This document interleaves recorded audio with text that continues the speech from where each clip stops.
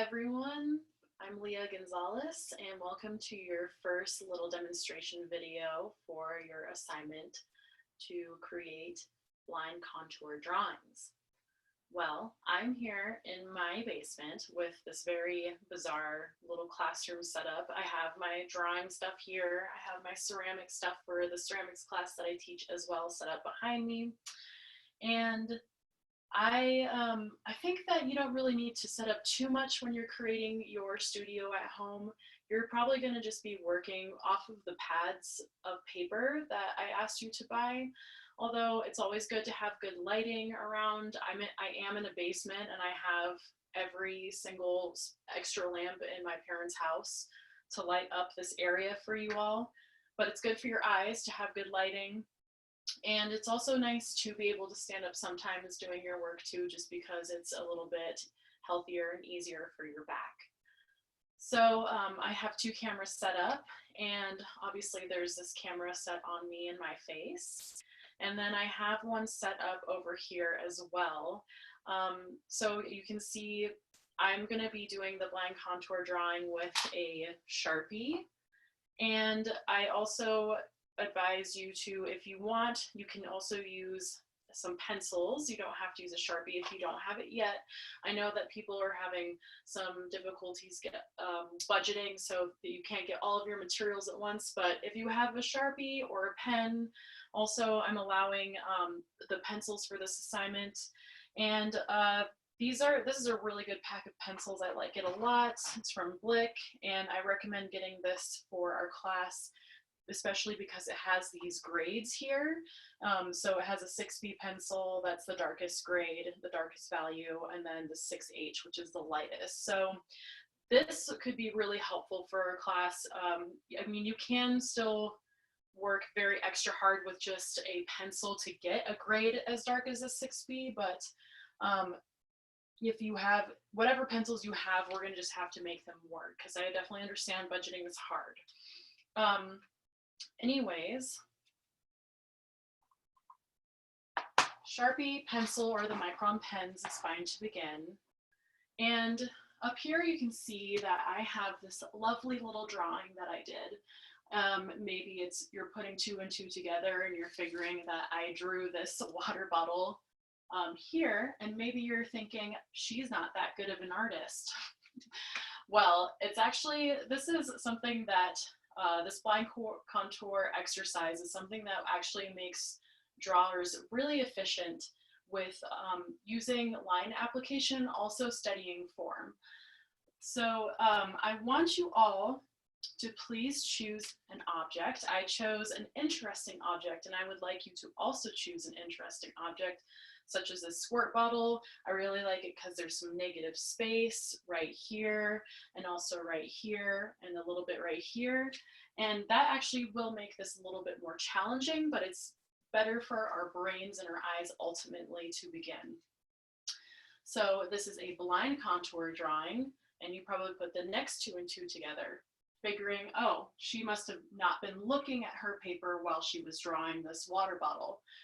If that's what you were guessing, then you are correct.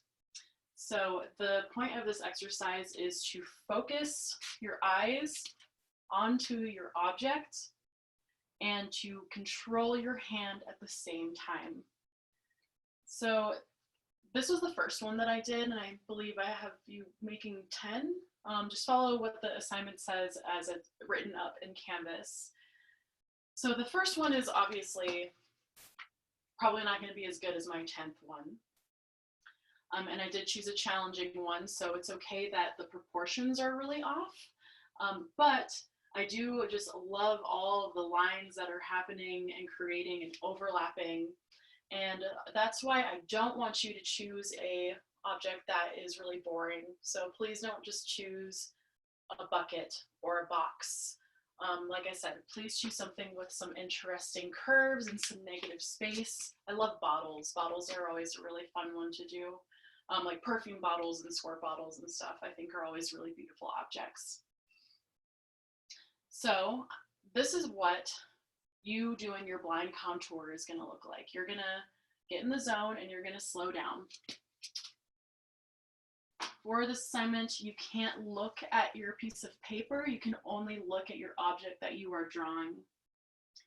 And I recommend that you focus in your eyes on the middlemost center of your object and just try to draw the outline and begin out.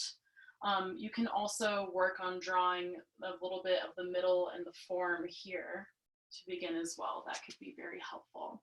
So I'm going to start here, follow the form, and try to make my way back up. So you're welcome to look at the very beginning just to see where you can put your pencil down on the paper. And you're welcome to submit 2 or 3 on a piece of paper too. Okay, so now my pen is on the page.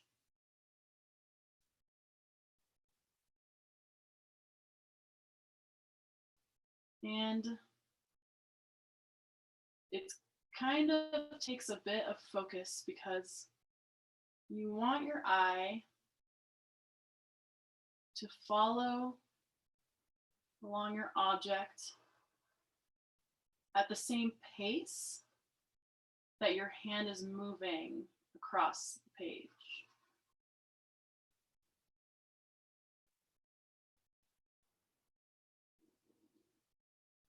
You can always use the memory, the muscle memory of your hands to trace your steps.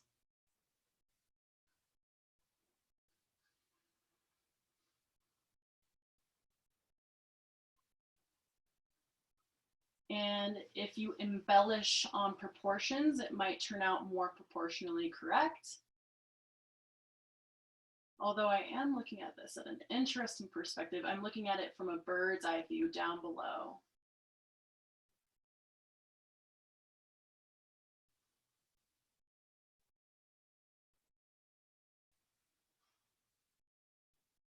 Go slow and have not the highest expectations, but I do implore you to strive for perfection, because that's when you will find the drawings come out really, really the best.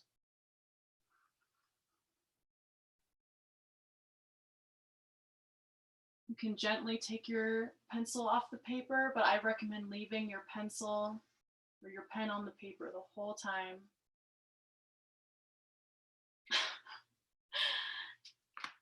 And I actually just love doing this because I'm always so surprised by what happens afterwards. I definitely would say my first attempt is stronger than my second attempt because I did a really good job with the handle here.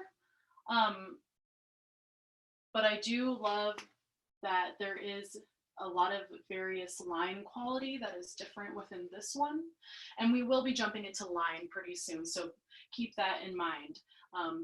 The heavier lines with the more spindly lines, the compound curve lines and the bent lines here are really fun.